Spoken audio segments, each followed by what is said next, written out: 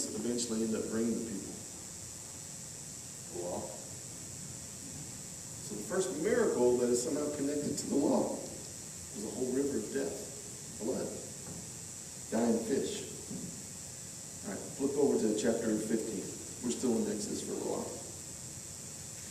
I want to paint a picture about water. So Moses goes through 10 different plagues, and he finally gets all the Hebrew people, Pharaoh, to let them go, and they finally get headed out to the desert, and they have to split the Red Sea, and you've seen the movie and all that stuff. But when they finally get to the other side of the Red Sea, I mean, miracle after miracle, all they do is complain. Verse 22, Moses led Israel from the Red Sea. That's the one that split open. They got through that. They got to the other side. Instead of being really doing a happy dance and rejoicing all the time, they got to the other side, went out to the wilderness, and when they were 3 days in the wilderness, they could find no water to drink. And when they came to Mara, which is another river, they came to a little river called Mara, they couldn't drink the waters from Mara because the waters of Mara were bitter.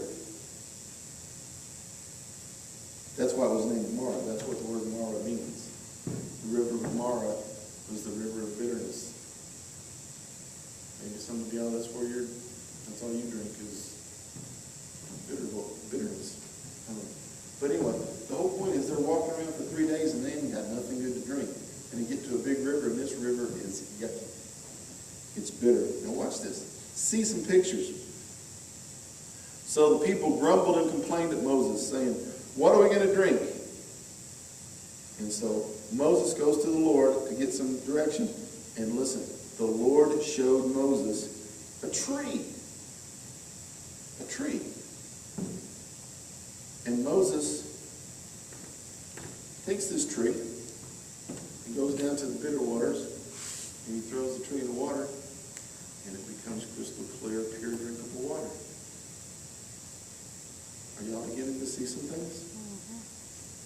He threw the tree into the bad water, and the bad water became good water that you can drink.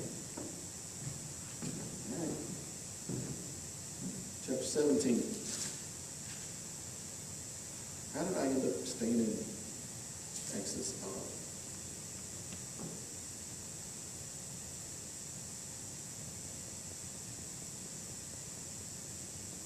I'm going to start at the very beginning of 17. Then the whole congregation of the sons of Israel, that's like 3 million people that he led out of Egypt, they were journeying across the wilderness, and they camped at one place, and there was no water for the people to drink. And so once again, the people quarreled and complained, saying, "Give us water. Come on, Moses. We got to have some water. We still don't have anything to drink. Why have you brought us out of Egypt? To kill us and our children and all of our livestock? You're trying to kill us all by dying of thirst?" And so Moses goes back to the Lord and said, "Okay, God," I'm going to paraphrase it. "All these people do is complain and they're thirsty again. What do you want me to do now?" And you can read this. Here's what the Lord told him to do. He said, "Pick up the staff." You remember that staff that I had you go down and strike the water of Nile where the Pharisees were? Where Pharaoh and all those Egyptian people. I told you to strike the river, and you remember what happened with that? It turned to death and blood. Take that same staff and go over there to that big rock. Take that same staff that turned the Nile into blood and hit that rock and watch what happens. So Moses is just obeying God. He went over there and he takes his staff and he hits the rock, and I don't mean a little rock. It means like the side of a cliff.